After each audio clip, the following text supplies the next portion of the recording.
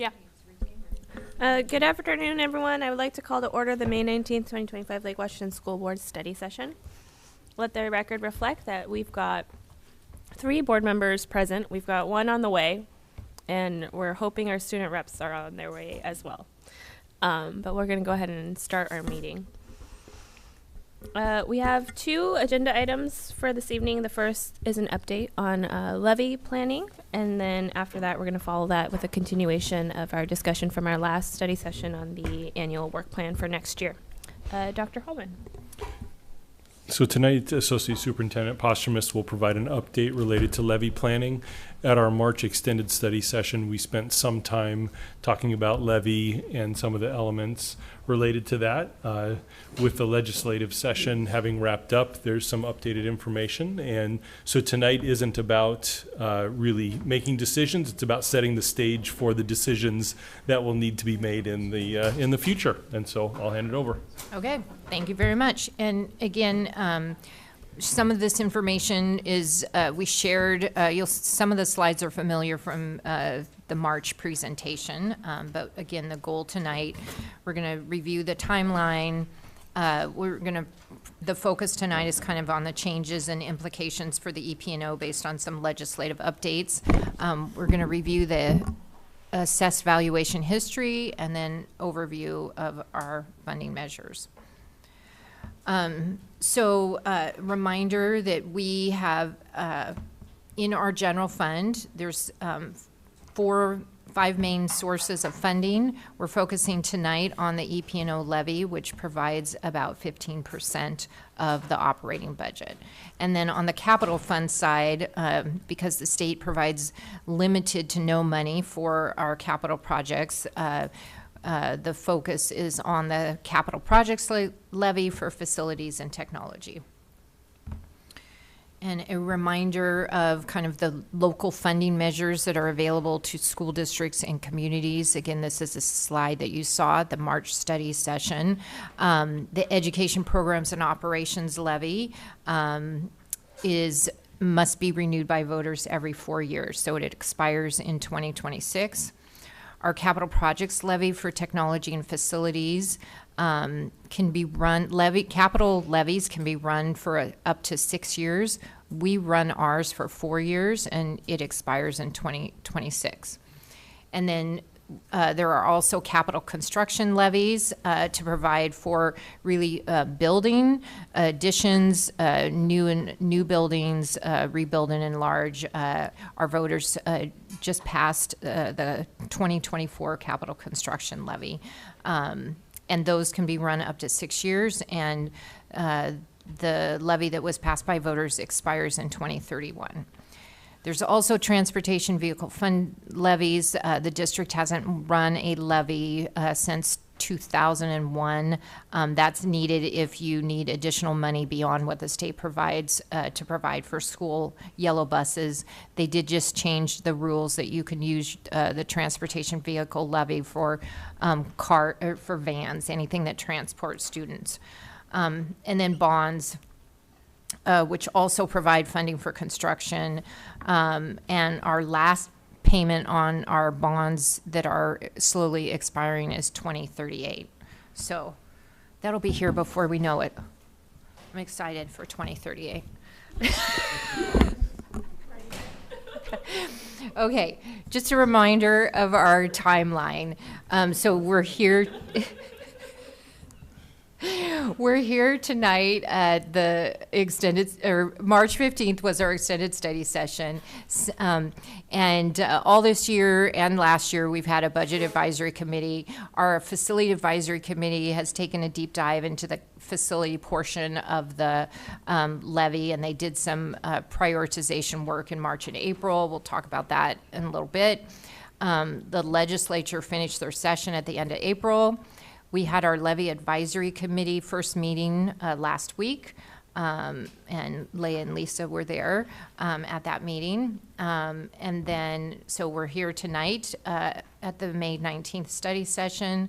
We'll have another levy advisory committee meeting in June, and then we will update the board in August. And And if we need to bring the levy advisor committee back, we will. But our overall goal is to have the board adopt, or, make a final determination prior to October of 2025.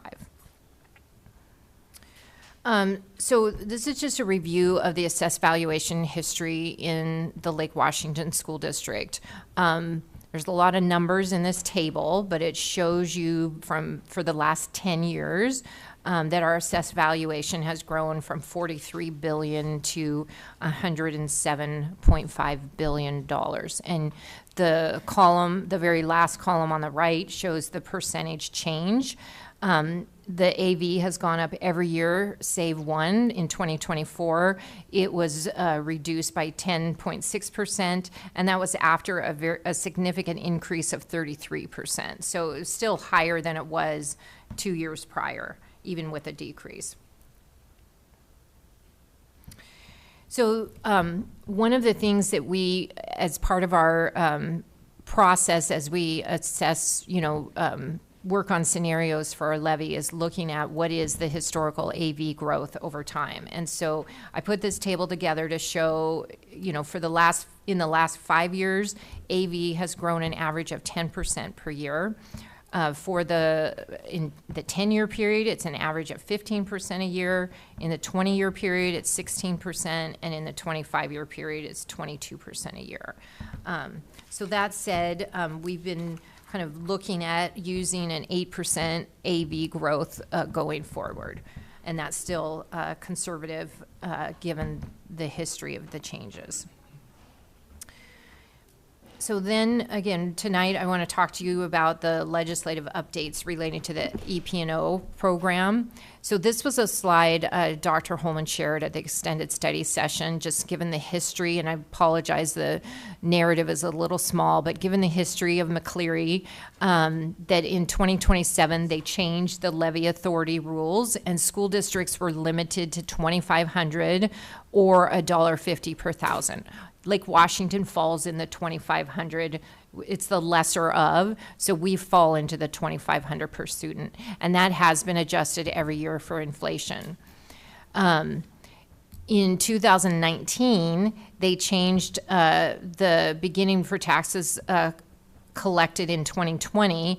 They updated the $150 per thousand to $250 per thousand. Again, Lake Washington was still limited to the 2,500. They also, for one district, there's only one district in the state that has more than 40,000 students, that's Seattle.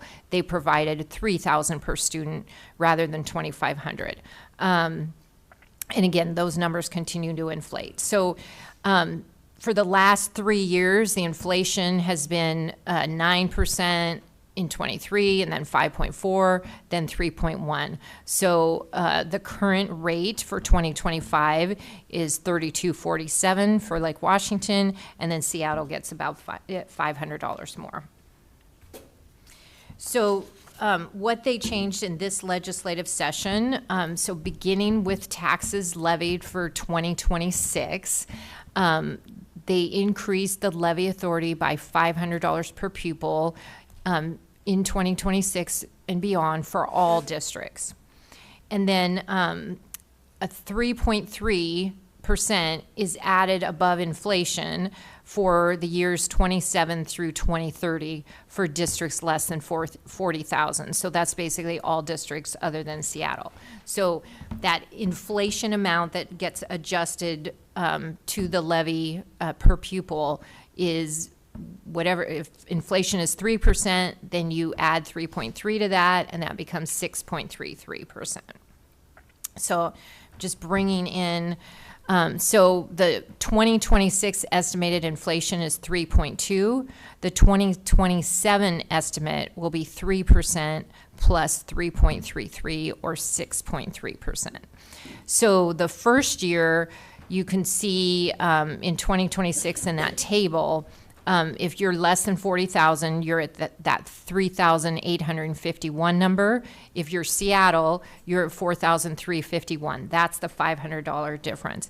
But by 2027, it goes to 4,095, And then Seattle will be at 4,466. The gap is closing because Seattle isn't benefiting from that inflation number.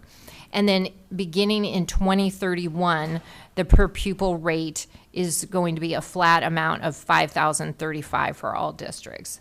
And that number is just inflation going forward until it looks like a large number now, but it really, if you compound inflation until 2031, that's where that number comes from. Okay, so how does that impact kind of our Lake Washington? Yes, you want to go, I'll go back. Those inflation estimates, are those codified or is that? Are those inflation estimates codified, or could those be adjusted if inflation is They can lower? continue to be adjusted. So the prior up to 2025 is fixed, but every quarter OSPI updates their inflation estimates, and so they can be updated. So again, long term, they're estimating 1.9. Well, they did that probably 4 years ago, and now they're 2.5. So Is the 5035 number in 2031, is that a target, or is that their assumption? that is their based- assumption based on their inflation. What I don't know is if I would have to dig into the language again and confirm with OSPI is that amount, if inflation changes, is the 5035 going to be adjusted again? It is based on their current estimates for inflation, but it could be continued to be adjusted. So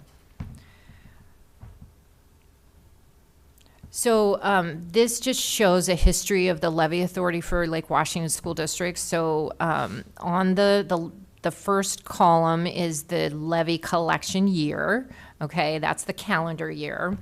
And then the next column is the per pupil amount. So you can see in 2019, it started at 2,500, and then it, was inflated each year after that. And then the enrollment column is Lake Washington School District's student FTE, and your levy enrollment for the calendar year is based on your prior year student FTE.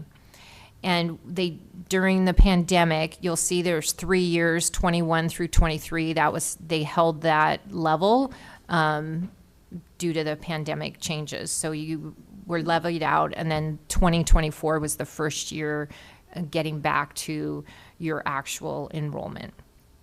And so your per pupil amount times your enrollment provides your levy authority in millions. So that's the next column over is the history of our levy authority. It's not the amount we collected, but that's the maximum we could collect.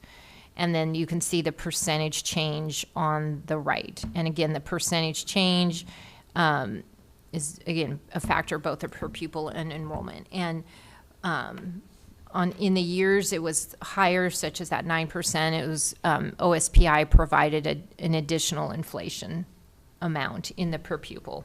Go ahead, John. Thank you for pointing out that districts were held at an enrollment figure. Mm-hmm. That is an element as we went through our budget process that I don't think I commented on, but that's another reason why so many districts felt like there was a cliff, that because they were being held harmless at a student enrollment rate that was, for many districts, it was upwards of 10, 12% different. Yep. So thank you for pointing that out. Yep. All right, and then, so the projected levy authority with the new legislation, so again, 2026 through 2031, I just went out to 2031, the per pupil amount is inflated from today's numbers up to that 5,035 number. And enrollment, we're assuming right now a flat enrollment for levy purposes, and that, and then again, when you're calculating a levy authority, that's typically what you want to do. And then should enrollment decline, you're doing something what's called a rollback, where you, you reduce the amount that you're collecting based on the levy authority, or based on what your voters have approved, or if enrollment increases beyond, potentially you may not have capacity to collect that.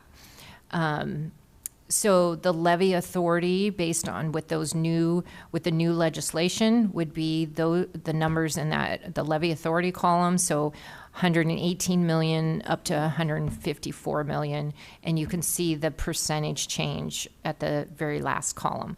And again, as we talked, OSPI provided the inflation estimates out through 2030 in May, or last week, and again, I'm assuming level enrollment.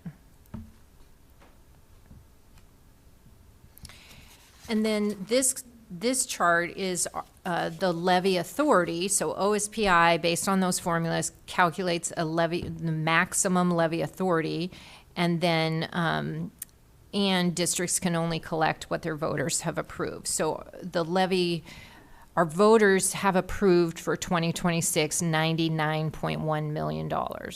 And so we aren't able to collect what up to our levy authority, okay?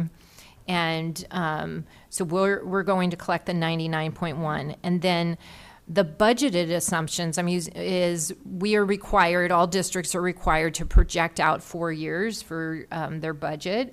And so in our 4-year forecast, we made an assumption on a 5% annual growth amount for the levy. And so those are the assumptions going forward in our budget that we used in our budget assumptions. And so you can see the difference between the levy authority and the budget assumptions ranges, from 21 million in the first year to almost 27 million. And so really what we need to kind of have decision points around is around collection of the full authority. Again, we want to make sure we plan the EPO levy to assume the assumptions allow for consistent collection of the fully authorized amount, and then and determine the total EPO based on the legislative authority increase. And so, as I've said, our assumptions are that the enrollment is flat, and then the inflationary change is provided by OSPI, and we will update that quarterly. So we'll probably have another update from OSPI over the summer and or in September. And then the assessed valuation is based on history, which we provided. And again, we're looking at using kind of an 8% number. So this is, you saw this in March. I won't go over this. Our EP&O, we have strong community support for our funding beyond the basic education, and EP&O provides 15% of the budget.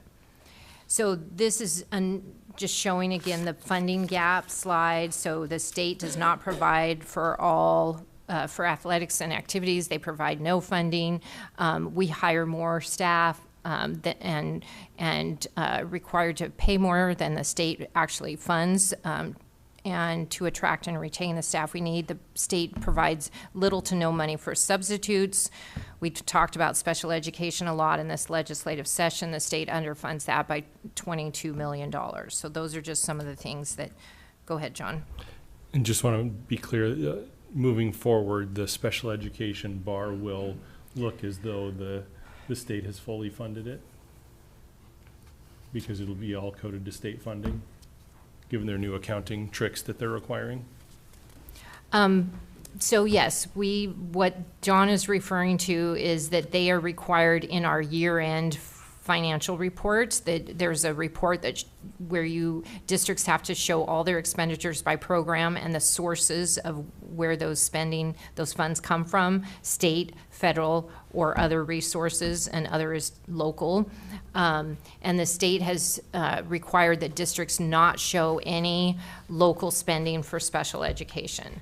Now, that's on a year-end spending report. It doesn't change how they're funding us or our budget. So it will kind of be up to us if how we show, we can still show that the state is not funding special ed by the 22 million or $20 million because it hasn't ultimately changed our budget, but from an accounting standpoint, we aren't able to record local expenditures to special ed, with the exception of some supplemental contracts. Mark? Quick question. I seem to recall from March that basically we're going to have to call it kindergarten teachers and preschool teachers. Right.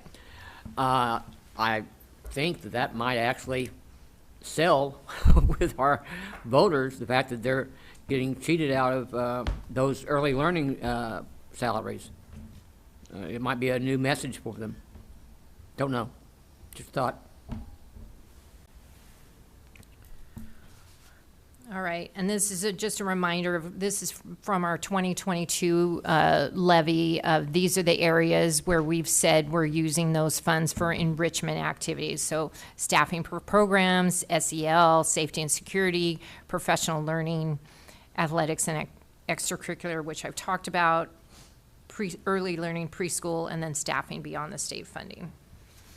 So just want to do a high-level overview of the technology and capital projects levy. Again, you've seen these slides. There's 4 main categories in our facility area. I won't go review all of those. And then in our technology, there's 5 main categories for our technology infrastructure and equipment and software, and also professional development there.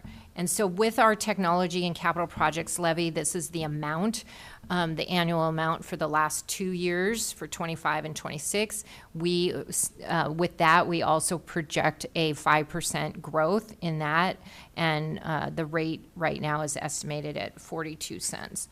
I think I need to fix that. Okay, and so I mentioned that we assume a 5%. It provides some inflation, but one of the things that we shared is there's continuing pressure on both of our facilities and technology given on, inflation. So in facilities, you have construction escalation, the continued uncertainty with tariffs, and our escalation has been running 8 to 10% a year in construction. We have surface water requirements that increase our costs. Our cost for replacing fields and turf is significantly increasing. We have clean building performance standards requirements and risk and safety requirements. So this is a summary of our capital projects. The top part then is the average cost per year is about 19.2. That assumes that 5% increase. But what Brian and his team, they actually have identified projects of about 27 million, so about 8 million more per year. And so what the Facility Advisory Committee has been doing is helping them prioritize. And so they've gone through a process in March and April where, at our Levy Advisory Committee meeting last week, one of the members just talked about these were the best 2 meetings that she's had since she's been on the Facility Advisory Committee, is working through this prioritization process. The team developed a card activity, so you could, different size cards were different values of money, and they prioritized, so based on anyway costs. So, and I see a typo there, so I got to fix that. But in April, they did a preliminary prioritization in March, and then in April, they continued to review the feedback, and they did a deeper dive into all the costs and projects and continued to prioritize. And then what Brian and his team will be doing is they're going to summarize that feedback, complete the overall assessment and prioritization with a goal to right-size the facilities levy with, anticipated needs. And then on the technology side, the continued inflationary pressure, again, tariffs as well. We have an aging fiber wide network, curriculum costs continue to go up, and staffing. And Forrest has also got a technology advisory committee together, and I think they met last week, or, yeah, on the 12th. So, and then his levy is about 34.5 million a year, for the next 5 years inflated. And, okay, so moving on, I'm just checking my time. Okay, so then I want to bring you to our tax rate history. So table, historical tax rates for the last 10 years, from $3.30 to $2.43 now.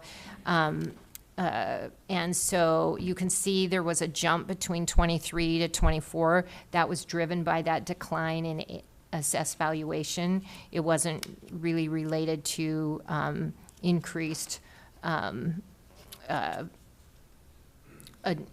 levy. So, all right. So a reminder that we have one of the lowest tax rates in King County.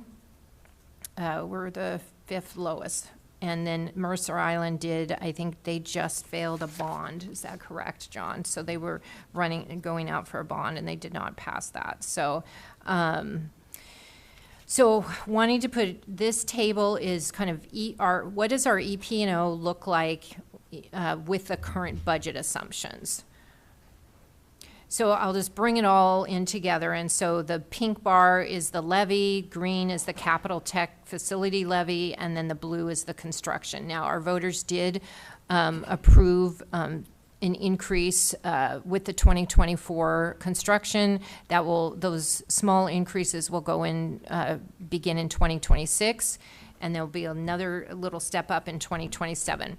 But the 2 levies that would be on the ballot in February is the pink and green. And so I put a circle around there, a box around that. That's what would be on, could be on the ballot from a rate standpoint, because we have to not only put the dollars on the ballot, which is what voters are approving, but we also have to show a rate. And then I did, and our original commitment to our voters in 2024 was $2.90. So our authority, full authority, is still below the 290 cents that we told our voters. And so this chart shows the EP&O with full levy authority. So you can see it would go from $1 down to $1.93 or 93 cents. And still, full authority is still below the 290. Again, asking for, providing full authority beyond initial budget planning just gives the district flexibility should the funding situation change, such as legislative cuts, federal cuts, costs higher than planned, etc. So the other thing I just wanted to show you is these were the rates that were on the 2022 ballot measures. So our EP&O was on the ballot in 2022 at $1.03, and the capital was on the ballot at 49 cents. And so we asked the levy committee, advisory committee on Thursday, just kind of we shared a lot of this information with them and asked them, what should we be considering as we think about our EP&O work? So they talked about clear communication, just levy needs, given the budget cuts, and being clear on why we need a levy, how does that affect the levy, making sure we have opportunities for staff engagement in the process. Lot of wonderings about the continued development in Redmond and how that might impact assessed valuation. Want us to make sure that we're considering the impact of tariffs on our purchasing costs, making sure we're providing flexible solutions, consider the impact to students, and making program priorities.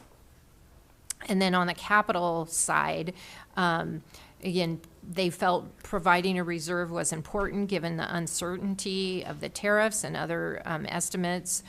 Make sure our projects are aligning with the voters' values. leveraging reminder that our communities are using our facilities. Consider, one member talked about the cloud migration for technology, mindful of price increases beyond inflation, AI investments, and then just making sure our strategy goes beyond 4 years. And so we're thinking long-term. And then just, they all, as they normally do, they talked about tax implications, and then the impact, again, wondering about light rail on future AV, and if that will help. So those were kind of their comments. It was, again, a good meeting last week. And then just a reminder, wanted to talk with the board about next steps, but before we do, or key considerations, I want to just share the other, and then we will be meeting again with the Levy Advisory Committee in June. We'll provide them a draft plan for the levy measures, and then ask again for their feedback and advice on that plan, and then if needed, we'll have a third meeting. So I'll just go back to this slide, and that's, oh, I think I made it in 30 minutes with no time for discussion, but sorry. So, all right. Thank you very much. Are there any questions we can take or answer right now? So this will come back at our next study. Is it the next or the following? At one of the June study sessions, this topic will come back in, and we'll have further discussion at that point. I think that's the question, is are we? Currently, it's August. I thought, There was. I think Do we have it? We have one on for June as Yeah. well. Okay, good. I forgot to Great. ask if that was in. at this time. June At this 23rd time, it is. is what I see. Yes. Thank you. So then we will bring this topic back and have a discussion at that point. Around next steps. So moving on to our second topic for the evening, it's a continuing discussion of the annual Are work we not plan. providing feedback on these now? No, we are not doing feedback at this point. Yes. You get to think about it for a while.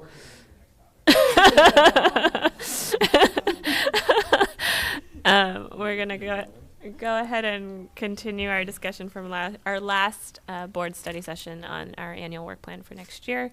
The goal, again, a reminder to the board, is to adopt our annual work plan at our next board meeting. And so working towards that, I think we're going to go ahead and start with a discussion around progress monitoring and what that will potentially look like, as we didn't get to it last time around. And then we'll jump back into the outline of the work plan. Dr. Holman, did you want to? I'm attempting to see if I can connect. Sounds good.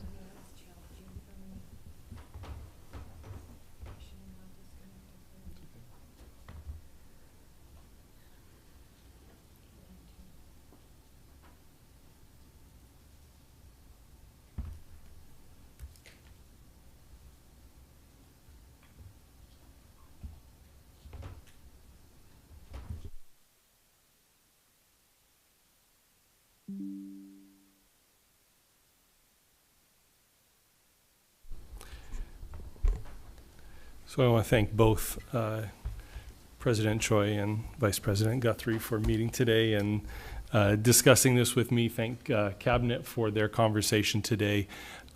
We all have a mutual interest in focusing on and ensuring that each student in our system has success. That I think you'll hear me use the word exceptional experiences in our system. And so appreciate the dialogue around how do we do that well? How do we do that publicly, knowing that the words we say have impact, how we frame data has impact, and we have an urgency to ensure that we're continuing to improve the system so that our students can have the best conditions. And so the idea of monitoring progress related to the board's results policies is really in the spirit of how do we ensure that we are coming back to the elements that we know are not meeting the the specific needs of kids along the way, such that the board and myself as superintendent really do have a shared understanding of not only what we're doing about it, but the board having a deep understanding related to your monitoring of the superintendent's performance. And so I share that in that way because to frame progress monitoring around the board's work, it really is about the board diving deeper and having a much better understanding of the certification that is currently present for all results policies, which is reasonable progress with noted exceptions. And so the board understanding what those noted exceptions are there additional data related to those noted exceptions that would demonstrate the work and progress being made to accelerate growth for students? Because we could live in an environment where the superintendent is making reasonable progress with noted exceptions forever, and we could be just fine with that, because so many students in Lake Washington are being successful. And I think all of us would say that that also can't be acceptable, because the goal is to have clean, I think is what Vice President Guthrie said today, a clean monitoring report, such that all students are making reasonable progress, and that we are meeting the benchmarks and expectations within the results policies. We're not, and so how do we unpack those data to know that we are making progress towards this, knowing that those student groups that are identified within that noted exceptions term are the student groups that historically have not had levels of success in our system that can be acceptable for any of us. And so it's really a deep dive into our system and the data it's producing to have an understanding, are we actually doing things as an organization that will close the gaps around those noted exceptions? And if we can't articulate what we're doing and the data that is being demonstrated by that, then even reasonable progress with noted exceptions is an inaccurate reflection of the monitoring of the results, because reasonable progress means we're actually making reasonable progress. And so that's the spirit with which we're thinking about progress monitoring.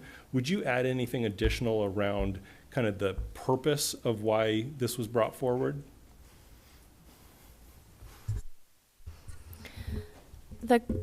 So you can remind me if I'm wrong here, but my memory of the initial conversation when we talked about the idea of progress monitoring was essentially being tired of seeing year after year the same noted exceptions, the same demographic groups popping in the data, and not feeling like there was progress being made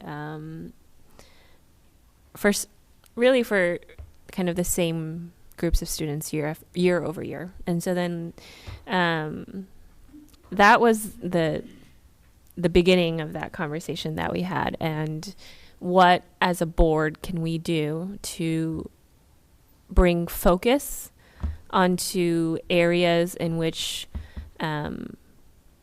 we are actually having progress or change is actually being achieved, and how do we monitor that as a board to drive change rather than kind of getting the same result year after year.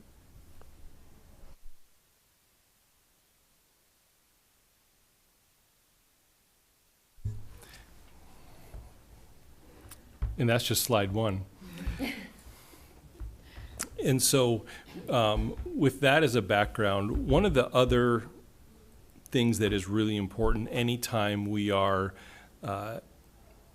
looking at and unpacking data, and that's true of our current monitoring reports, how we're disaggregating data. We are always thinking about how are we working to actually interrupt systems versus perpetuate systems of marginalization. And so as we think about, are there different levels of data that we want to bring forward and publicly discuss, knowing that there are some elements here that you'll see, these really are best practices around the evaluation, analysis, and discussion of data, ensuring that we bring forward care, respect, and intentionality when we're focusing on unique student groups, that we're avoiding reinforcing stereotypes, deficit thinking, or oversimplification of conclusions. Oftentimes when we are analyzing data, we know that the data actually produces more questions a lot of times than answers. And that's part of the ongoing cyclical nature of this. Use data to examine and illuminate systemic conditions. And I think that's another important element. We believe that we actually are working to create a system that works for kids. It isn't about the kids having to shoehorn into the system. And so that's a really important part when we're talking about students, and then actually talking about and thinking about the various demographic groups, the intersectionality that we talk about. The idea of centering equity and student humanity, knowing that these are little humans we're talking about, is really, really important. And that this is just one of the tools that helps us to understand the system, and that as we're doing this work to promote dignity, opportunity, and positive change. And so that's, as we have these conversations, how we want to approach. And so after a long conversation today, I narrowed, I think, 10 slides down to 2. And so for example, if we were to bring forward a focus area of what data demonstrates accelerated learning for students performing below benchmark in grades K-3. So the board currently has an expectation that all students are literate by 3rd grade. We've talked about that. We've analyzed the data that is part of the board's results policies. And I think we all would say that feels a bit insufficient to really understand, are the students that we know historically aren't achieving that expectation by 3rd grade, what are we doing and how are we ensuring that their growth is accelerating, and do we have data to actually demonstrate that? Some of that data may be achievement type data. One data source we talked about was FastBridge, but there could be other types of data that we want to bring forward to actually understand the experiences. One thing you'll hear me talk about tonight when we're talking about strategic planning is early literacy. And we have selected a strategy. The University of Florida Literacy Institute, I believe, is the name of the curriculum, also known as UFly. That's a strategy that we've selected to accelerate learning for our our primary students. Now, we're not going to spend an entire progress monitoring session talking about UFly, but it's important to note there's some data elements there connected to the board's policies. Operational Expectation 11 actually has some very strong language related to how we're implementing curriculum and instruction. And so we don't want to spend all of our time talking about UFly, but understanding fidelity of implementation. What type of plans do we have? Are all of our schools actually using it? Does every student that is below benchmark, are they receiving multiple experiences of UFly instruction per week? That plays into then the data we may look at that talks about the accelerated learning. And so,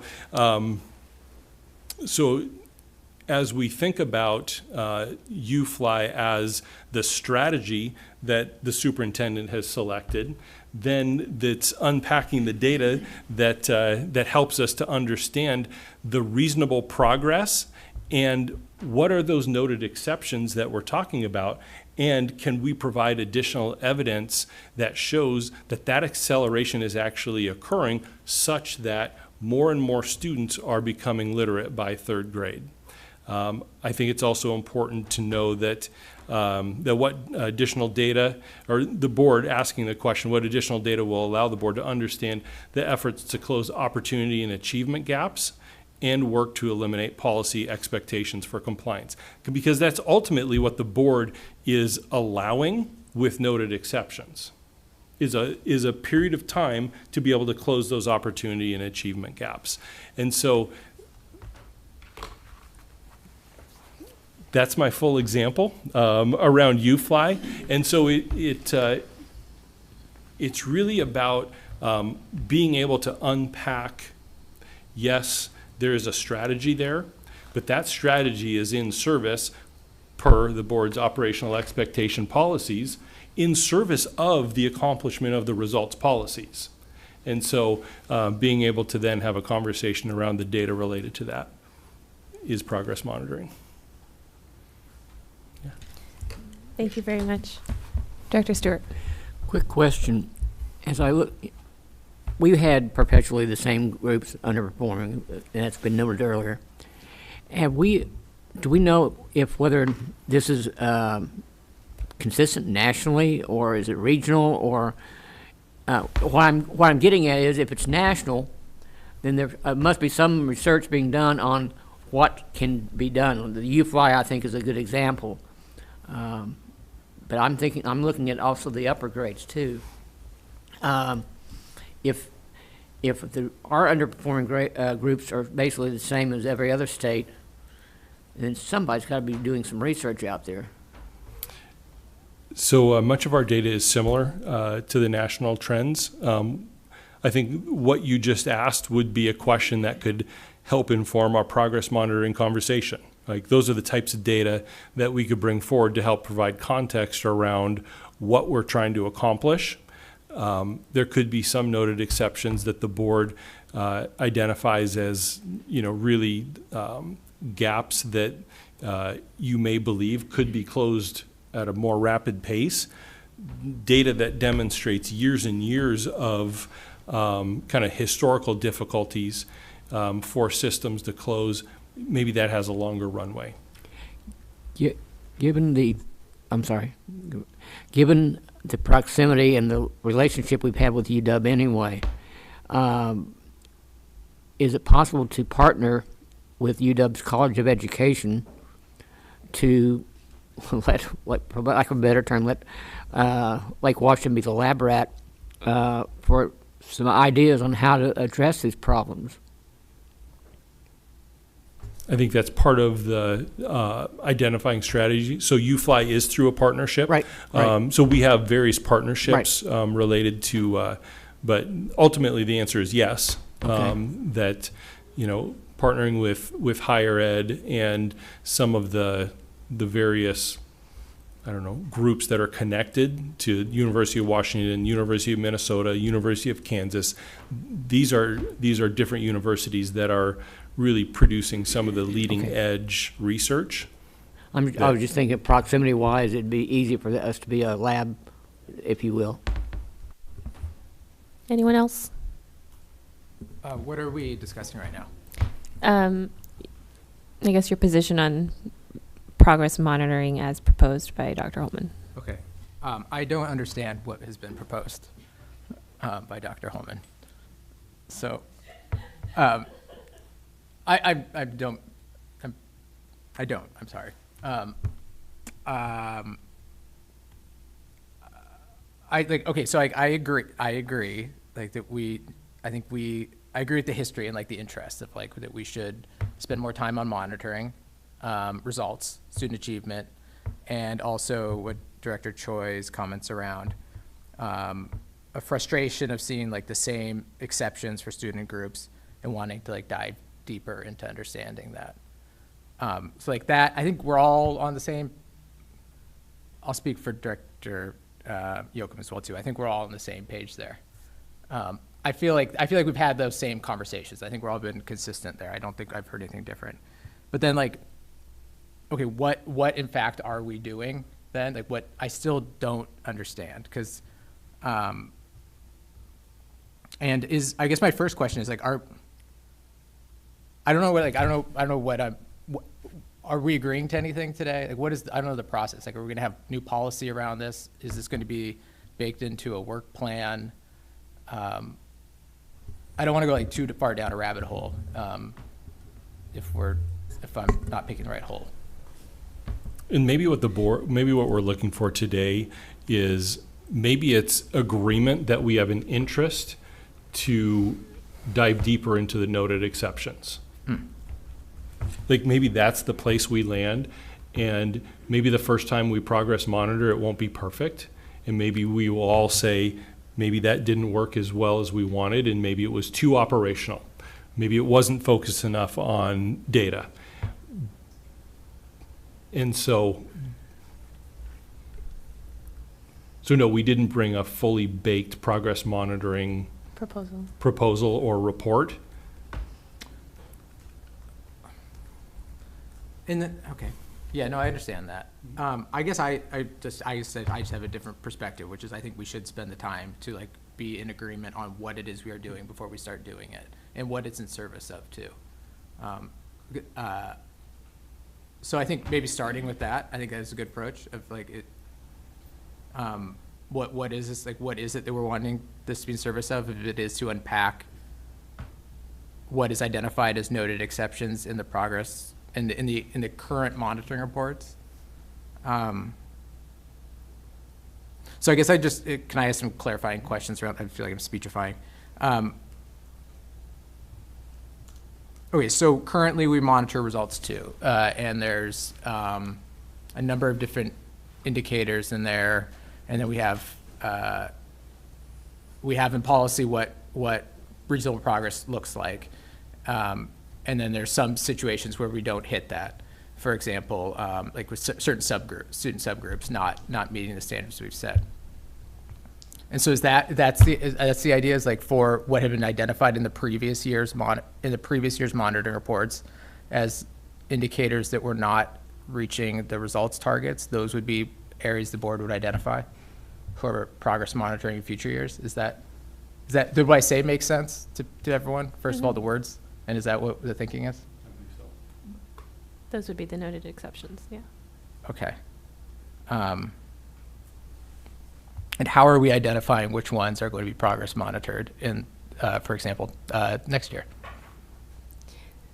I think there was already a general interest on the survey that we had some consensus around topics or indicators that were of interest to board directors, and I think that will influence probably once Dr. Holman gets a chance to sit with his team on what progress monitoring reports would potentially look like. I think those will all come into play in determining which focus areas will be selected for next year. So I do know you had another question about policy around, is that what you said? On progress monitoring. I believe that there was an interest expressed previously on modifying or adding to our GCs and adding policy language around what progress monitoring is. And so I think that probably will come back at our next June meeting to better define what we are attempting to do here. And then there was also an interest in adapting the language we have currently in our GCs around the annual work plan, and how we modify it throughout the year. I believe that will also come back, which will guide a little bit of what will be put into the annual work plan in terms of the specifics around progress monitoring for the year. I don't know if that answers your questions.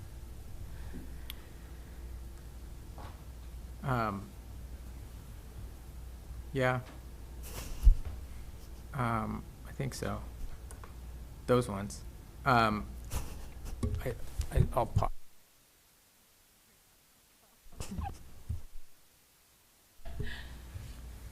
Um,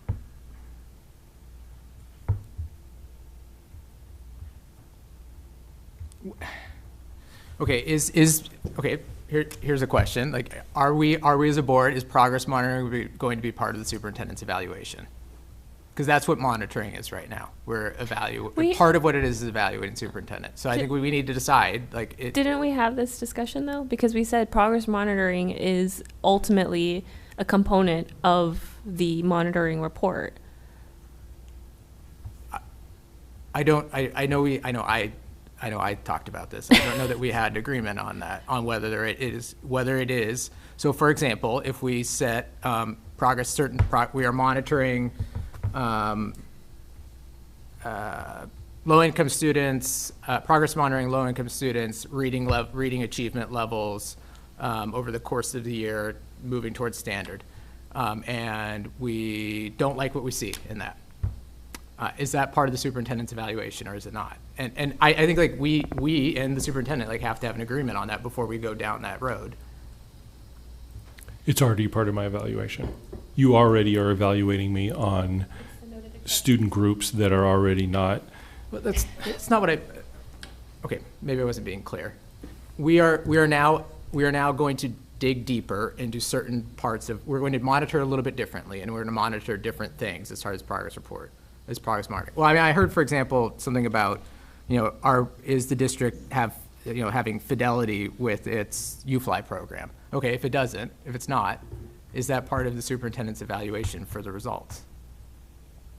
I think, and I'm not like, it's not a loaded question. I think we actually have to, like, I could argue both sides of that. I think we have to think about that before we start doing it. I think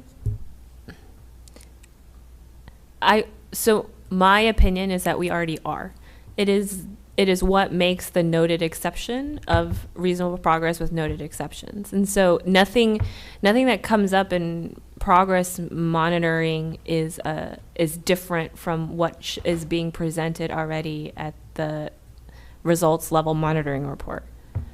It is a component of maybe why or how or details around, the strategy, but it doesn't change the end result, which is the reason why we're looking at it, if that makes sense. Like, there's no expectation, at least for me, there's no expectation within progress monitoring that there is a different outcome that is expected than what is reported at the results level, at the high. Okay, Director Guthrie. Mustache.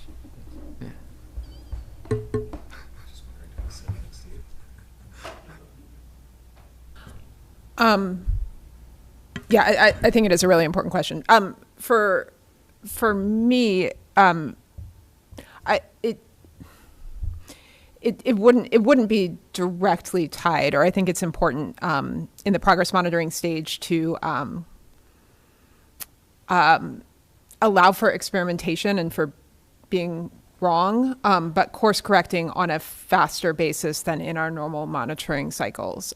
So I would say that the superintendent's evaluation is based on the results. Progress monitoring is leading towards those results.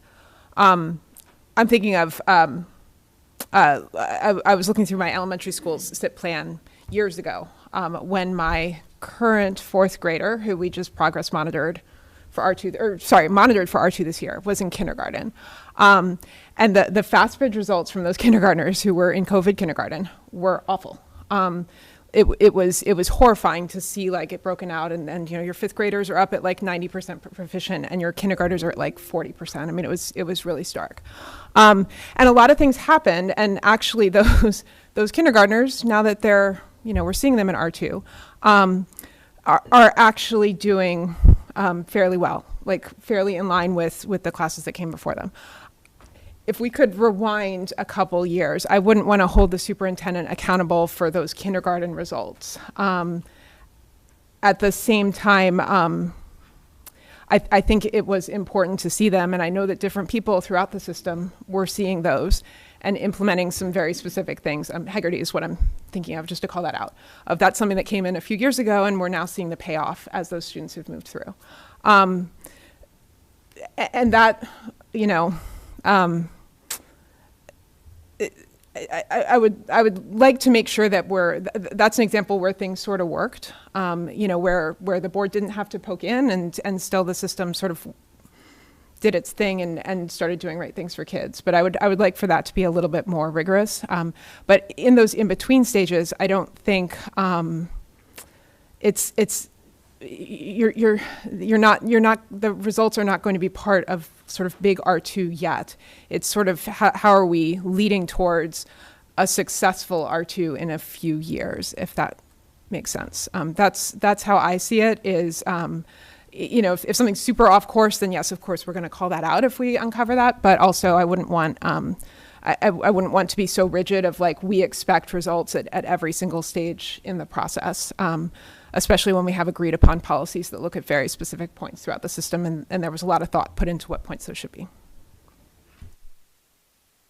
What I was picking up on, and maybe I missed it, misunderstood, but basically going into what we're looking at now, it's pretty nuanced by the fact that we'll be having more concentration on the areas, and quicker, I guess, if you will, of areas of shortcoming for certain groups.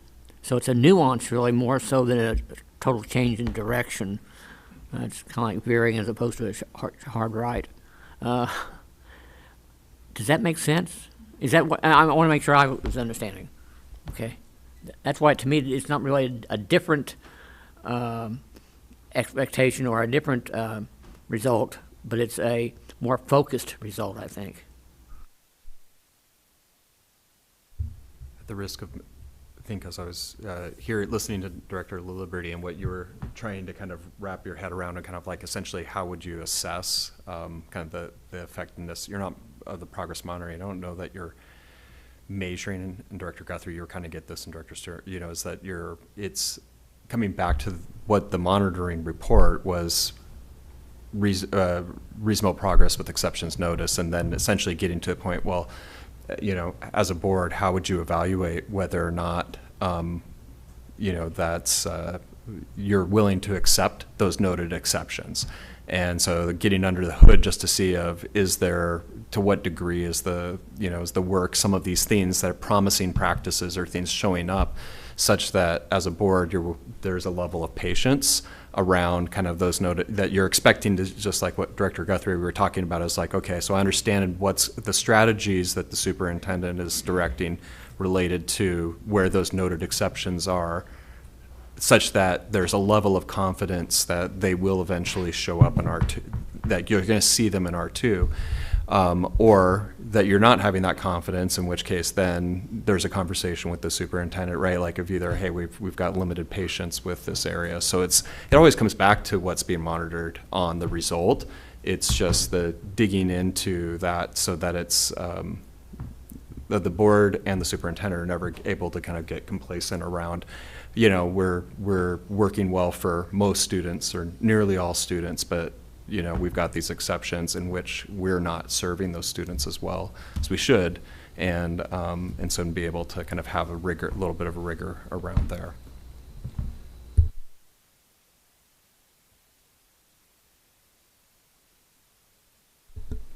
So as I sit here and listen, also the digging in part is going to be critically important, as is the precision of our language. So the test itself, SBA is a great example of that. SBA assumes a certain knowledge base on the part of the kids taking it.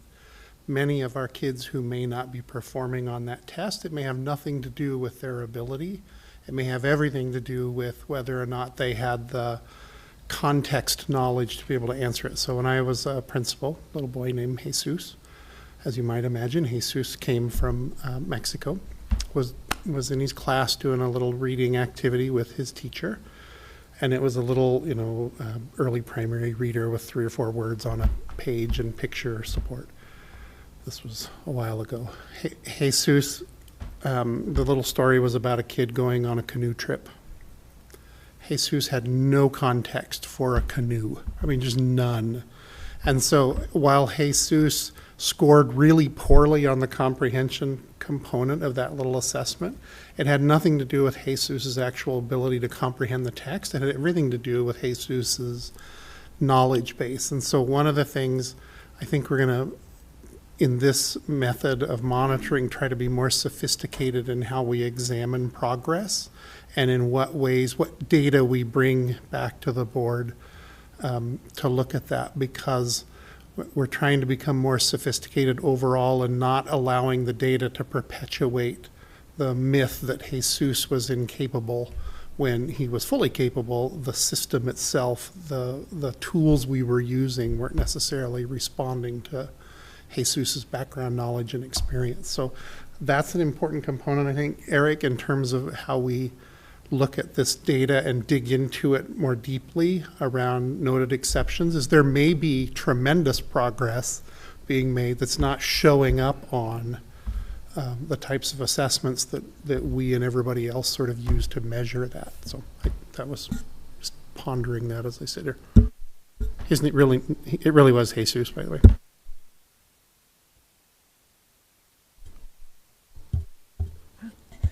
Yeah, those are both great points. Yeah, because exploding literacy, we often talk about literacy as this huge, just this thing, but unpacking, like when we talk about UFly, we're talking a lot about decoding and being able to sort of translate written text into speech. And then there's a whole language comprehension part, which builds on background knowledge. And we don't talk about that because we can't in R2 right now. It's already 120 pages and we don't even start getting into that.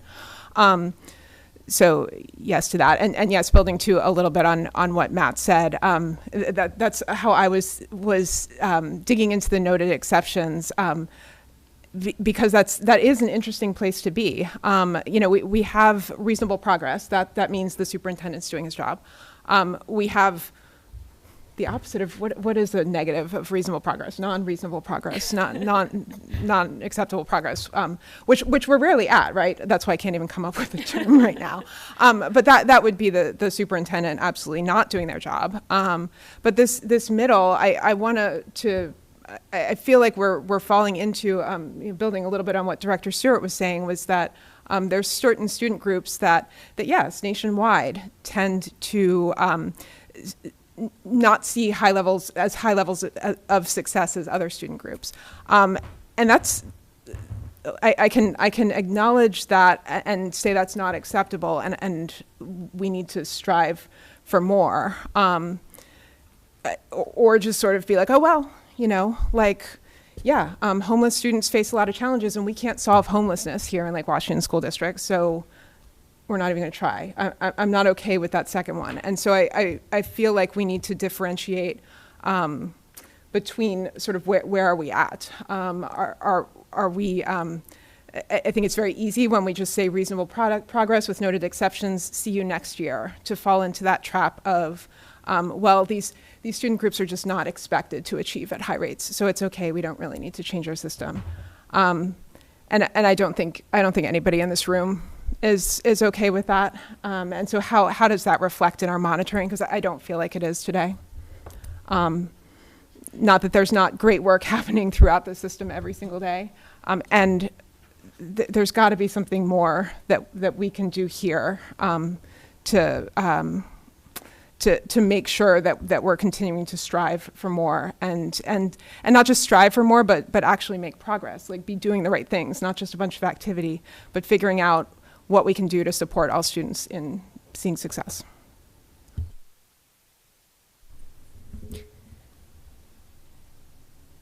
Yes. Okay, I think we're all on the same page. At least, can I repeat back what I understand?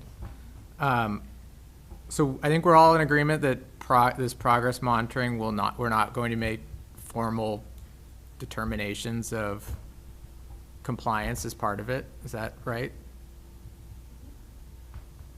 Okay. And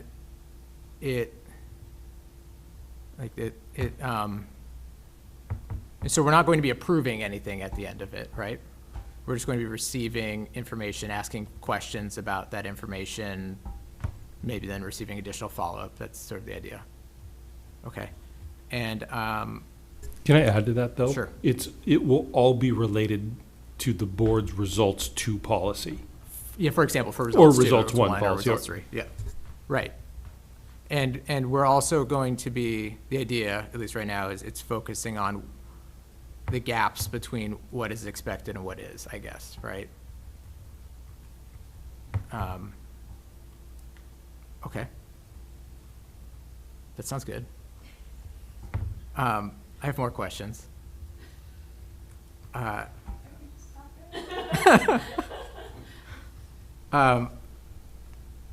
so, all right, great. How are we as a board, in conjunction with the superintendent, going to be selecting and approving which indicators or which metrics or which data or whatever it may be are going to be progress monitored, both this year and then in the future? Do we have? Okay, I believe it'll be part of the annual work plan. Okay. In the future, for sure.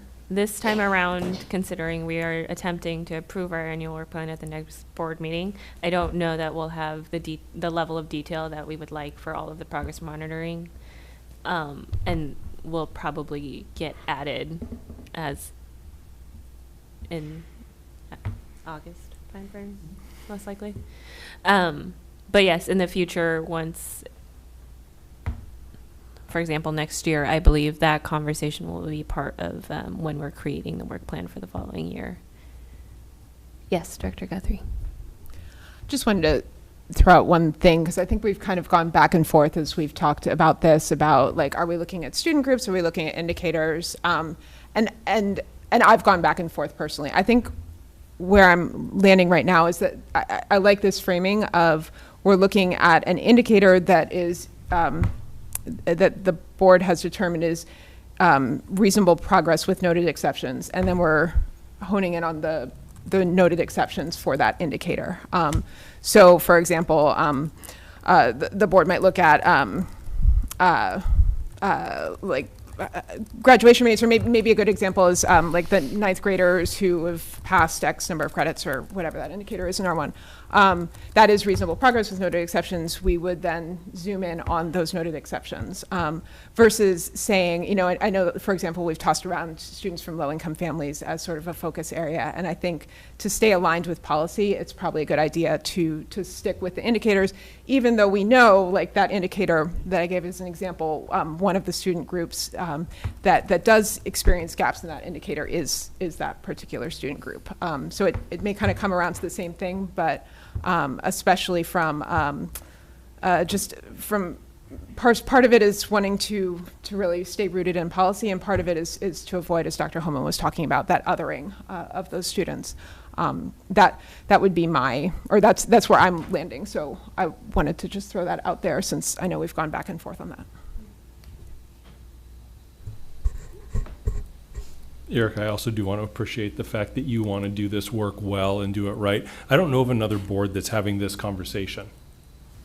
I mean, truly, like most boards, they're comfortable just receiving, you know, operational updates and not spending the time to really unpack data that can truly help inform the direction of the district.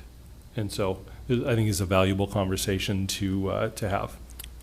So thanks for asking all the questions. You're welcome. All the questions. They're not, well, we haven't quite gotten there yet. That's some so far. I don't even know if we've hit most yet. All right, I think, can we move on from progress monitoring and get to the work plan? I have more questions. Okay. I mean, if we're, I would like to. I'm fine if you want to shortcut it, but I'm not shortcutting it, but I will say, so Okay, that wasn't fair. there is an interest. I think it makes sense if there is an interest around having a GC policy written for progress monitoring, that we approve it it comes for at least a first reading at our next board meeting when we are approving our annual work plan, as well as any language updates for the work plan, annual work plan in our GCs already. If anyone is interested in volunteering to write this GC update, let them speak now. I'd rather just criticize someone else's work. I think Director Liberty just volunteered, so we'll go ahead with that. And then do you have anything else pressing specifically with progress monitoring, or can we move on to work plan? I believe I do, but Okay. I'm also okay moving on. Okay. I- Is it quick? I doubt it. Okay. All right. Huh? Go ahead. Okay, so far I'm on board. I'm now, my next question is okay, so we're gonna receive a report? Is that what progress monitoring looks like? Is there going to be a written report, a presentation, a TBD? I mean, that's fine if we don't know the answer. A TBD, yeah, okay. We're still thinking about the format of what it looks like and what the product, for lack of a better term, is. That's fine. I don't think I have an opinion on that right now. I will throw in, I think it's important to have it in some sort of written form that's consumable by the community. Having been a community member interested in data, it was always really interesting with the dribs and drabs that would come out, like that SIP that I mentioned, which was one elementary school, but being able to see some of that data. So I would encourage thinking about not just the board, it is ultimately for us, but also the broader community and their interest in this as well. So then I guess my question is the content of the report.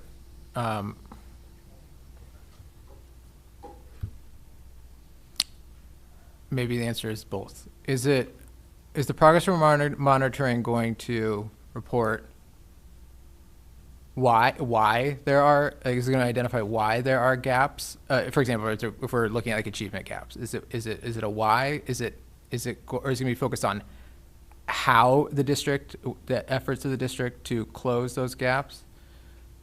Or is it just merely, here is some data, here shows what the delta is? I mean, I guess, or none of those three?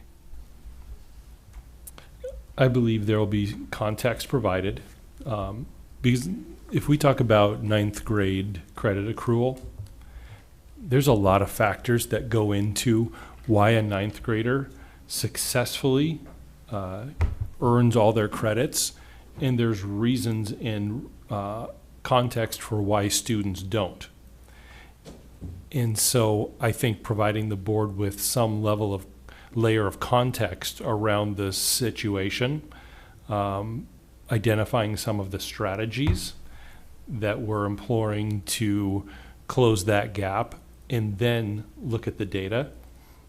I think that provides a holistic view of the data that we'd be pulling in and reviewing. Do you have a different response, or is that similar to what you're thinking as well? Okay, so for example, will the progress monitoring report be, here's a strategy by which we are seeking to close or to get into compliance or have reasonable progress, for this to no longer be an exception? And then here's some data showing that the strategy is working, not working. Is that the idea? Yes, at a very basic level.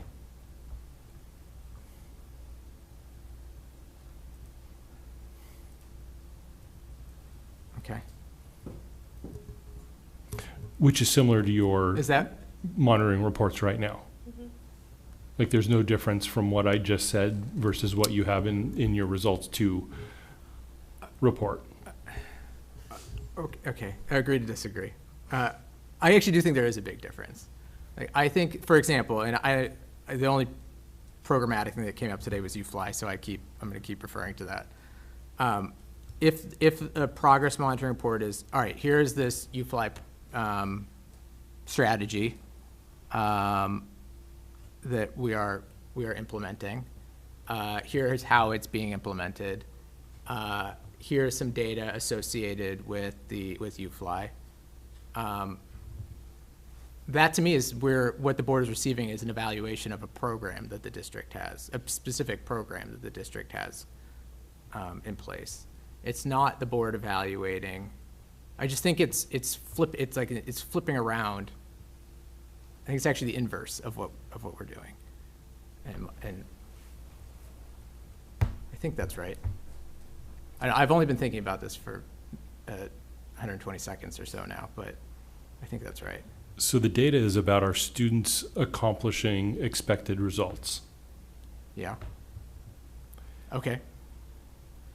I worried that the cart's going to get in front of the horse here, if that, just to put it in metaphorical terms. Okay.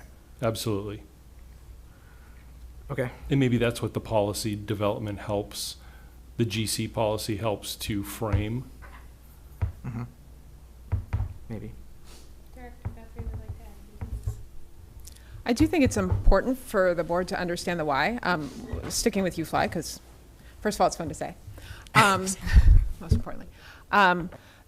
But also going back to Scott's story about Jesus, if Jesus had excellent decoding skills and just had never seen a canoe, that's actually two different problems. And UFly helps with the first problem, which is Jesus being able to sound out the word canoe. It does not help with the second problem, which is understanding that a canoe is a type of small boat that you paddle down a river and blah, blah, blah. And so to just say, oh, we're implementing UFly, actually that's, I would need to know the why first. I would need to have some data showing that our students are struggling with those decoding skills, and now this is a strategy to help. So I think once we have that understanding as a board and superintendent and the rest of the district, then it may be a matter of just looking at, like, everybody knows, okay, yes, this is like we've identified the at least the high level why here, and this is the strategy that we're implementing, and now we can look at growth, through a variety of means. But yeah, understanding that why first is actually really important, because if you came and we said, why are you implementing UFly? It's like, well, because lots of people talk about it on the internet. While that is true, that may or may not mean that's the right strategy for Lake Washington. So my understanding would be that we would start with the why. There would be some strategies, and then there would be progress monitoring of those strategies. And canoe is probably the worst word.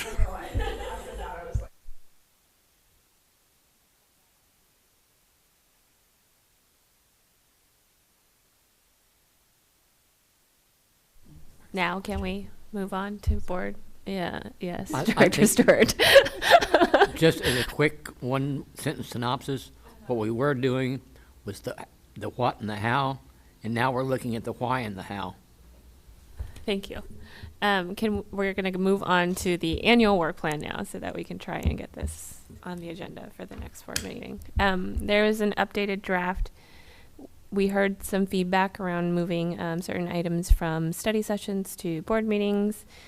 I believe all of those were updated in the draft that is posted. Again, the goal is going to be to have the more detailed version, so similar to the version we operate off of now, prior to our next board meeting when we're adopting, correct? Is that the timeline? Okay. But for now, I think there was a couple of things that came up. One was you'll see that we continue to have kind of open slots for study sessions further out in the year. There was a proposal of having a mid-year review of the annual work plan in January as a new process, and it made sense, I think, instead of us slotting something into these open sessions, to leave them open, and then at that mid-year review we would, as a board, determine kind of what the study session topics might be, and then we'd also have a better idea of what is going to get pushed out from the first half of the year potentially at that point. So if that's going to be a change in process or protocol that the board wants to adopt, then I think that makes sense. So that's why those are still open and nothing has been slotted in for now.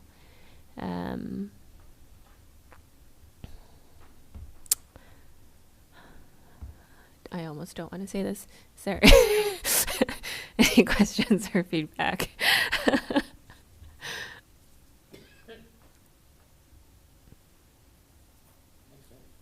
Make sense? Thumbs up? Yes, Director La Liberty.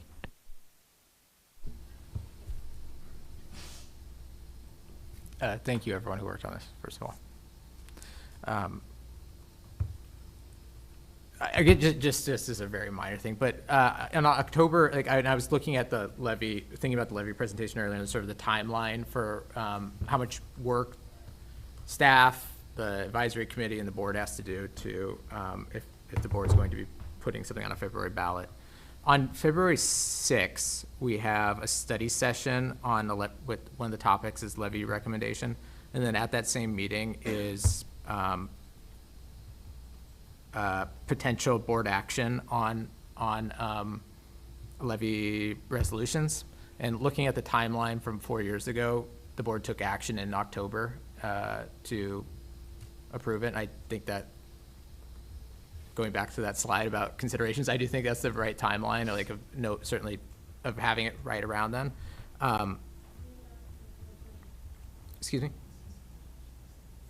Did I So October 6th. misspeak? First reading on October 6th. So the board, at that study session, there will be a the thinking is like a presentation on here's the recommendation, and then at that same meeting, the first reading of it. I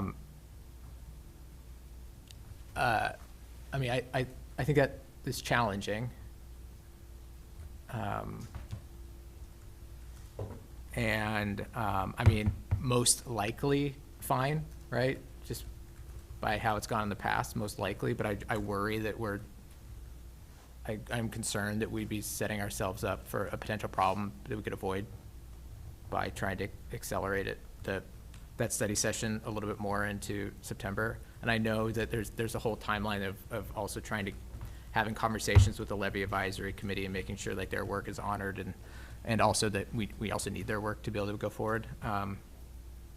So just a, So right now there's a levy planning study session on August 4th. yeah. And then your ask is the levy recommendation in the study session on October 6th be moved to the September meeting? Because there's only sooner one. is what I would encourage. Well, there's only 2 board meetings in between.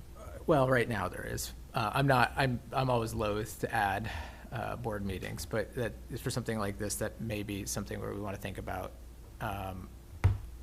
adding in a meeting just for that topic. Like a Saturday or an additional meeting.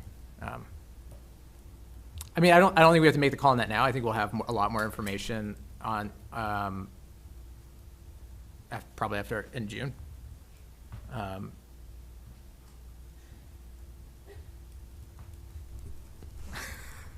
Okay, noted. Okay.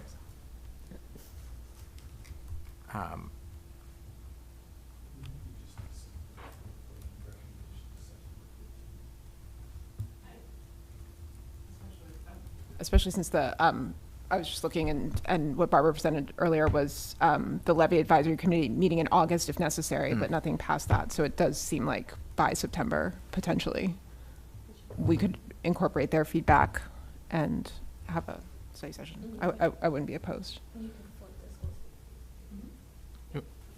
Like what I don't know is what that workflow looks like from staff's perspective too. I have no. Presentation, September 15th, first reading, October 6th. Oh, so we would do the first reading, So, could we do the first reading in September and then the final action in early October? Right. That actually may. Right. September 15th, first reading, October 6th, second reading. Right. I didn't even actually identify that we were not going to be approving until October 20, which strikes me as far too late. Okay. Well, yes, I guess I don't really have a better idea.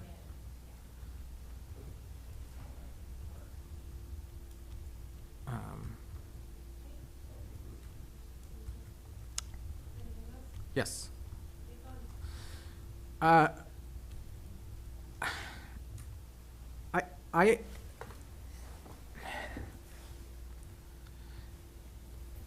From my experience of being on the board, it's like we adopt a work plan and then things happen, things get shuffled around, we're making changes all the time.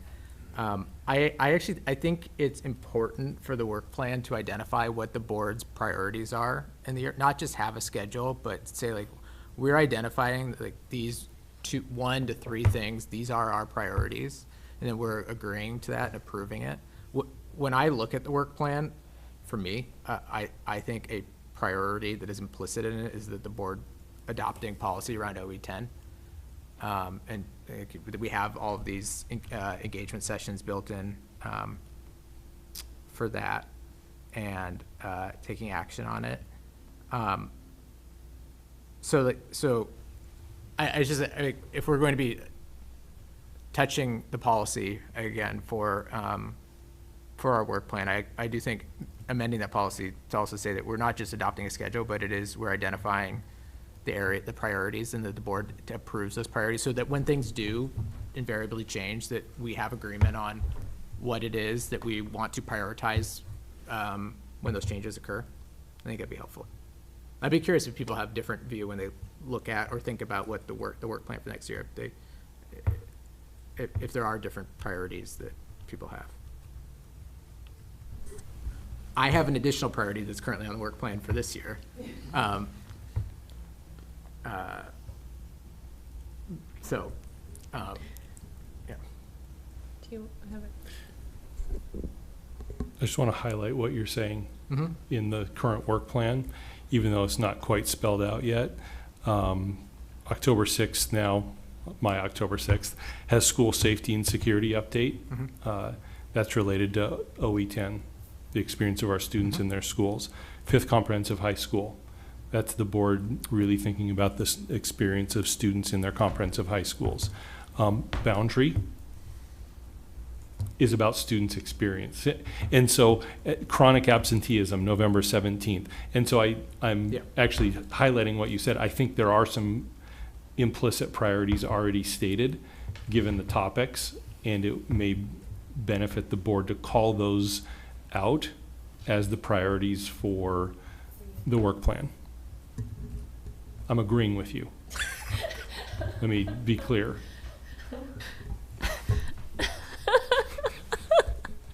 Director Stewart? See if you can interpret my dreams too.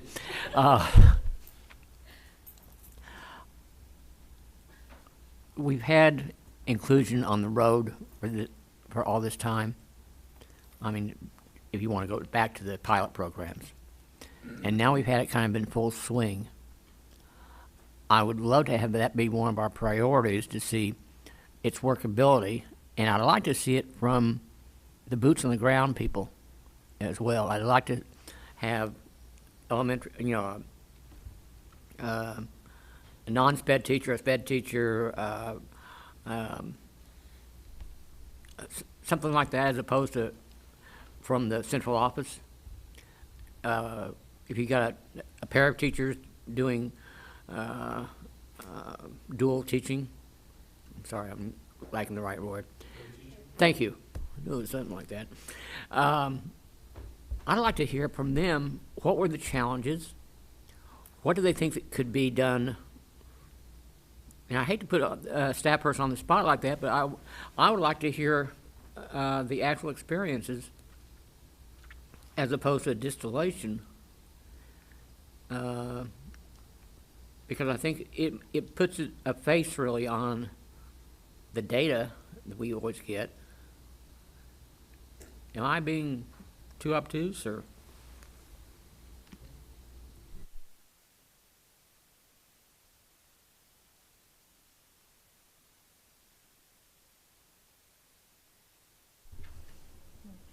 This is no knock against central staff. I just want to have a different perspective. As much as I care about that topic, I've had a really hard time figuring out the policy connection, and like how does it fit into our policy? OE14. And so that's it's Not not as directly connected though. Yeah, so it's, Seems That's- pretty direct to me. yeah. So that's where I struggle with that. I do echo, do want to echo, just as we think about things, really all of the topics as much as possible, trying to bring in the voices of various, of people throughout the district, which doesn't necessarily need to be like showing up in person or what have you. But since Director Ortega's here, I mean, one of the most powerful presentations I think I've had in my time on the board is when was the program update in conjunction with OE14 last year, where we had some families come in and speak to their experiences. And while I really appreciate when families are willing to do that, just thinking about that as a theme throughout the presentations is how are we bringing in the voices of people throughout the district, because that is important for us to hear. Anything else on the work plan? Yes, Director Liberty. I agree with Dr. Holman agreeing with me. I think like in some of the ones you called out in particular, like as topics, I think they're the most like a school safety and security update and like an engagement. Some level of programmatic update around that is helpful, and having that be linked to, like, explicitly linked to the board's ongoing policy development work around OE10, and like having that be what the president, like where the board is doing, basically it's like a learning opportunity for the board as part of the work of OE10, and having it be framed that way. And there's a few other that you identified in the work plan that I think would also similarly benefit from that focus of the purpose of the study session is not just to, all right, here's all the things we don't do, but it's focused around board learning for the development of OE10 revisions. Okay, no one's shaking their head no. Okay, cool. We're breaking at 6:45. Okay.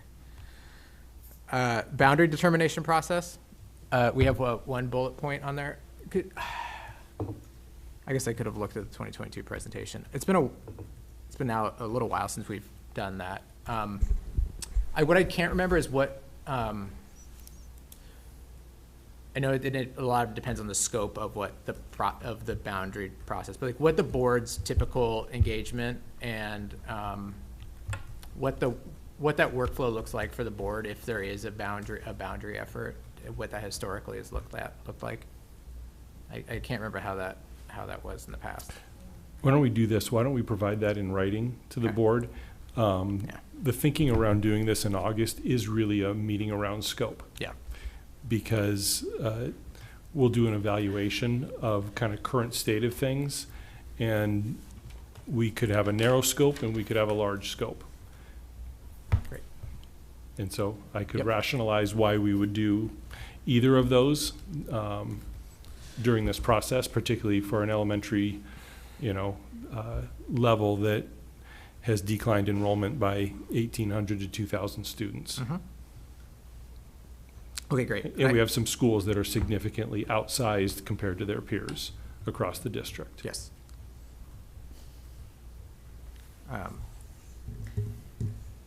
Okay.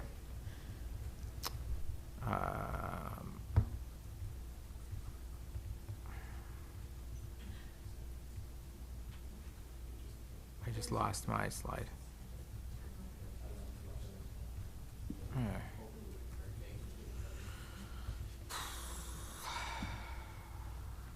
think I'm good. I'll call it for now.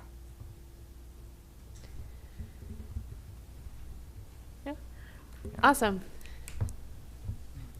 The plan going forward then will be for Director LaLiberty to bring forward recommended GC updates around the work plan and progress monitoring. Yes? And you'll work with Dr. Holman on that? And I believe we also said Director Yoakum, because she also expressed interest in some GCA updates. So we have I believe at our June 2nd meeting, study session, bring these forward. Okay. And then the board will receive prior to our next board meeting a copy of the detailed version of the proposed annual work plan for next year. Please make sure you read through it, because the goal will be to have it on the consent agenda at our next board meeting. I believe that's all the next steps on this. Okay. Since there are no other agenda items, the May 19th, 2025 session is now adjourned at 6:42. Thank you, everyone.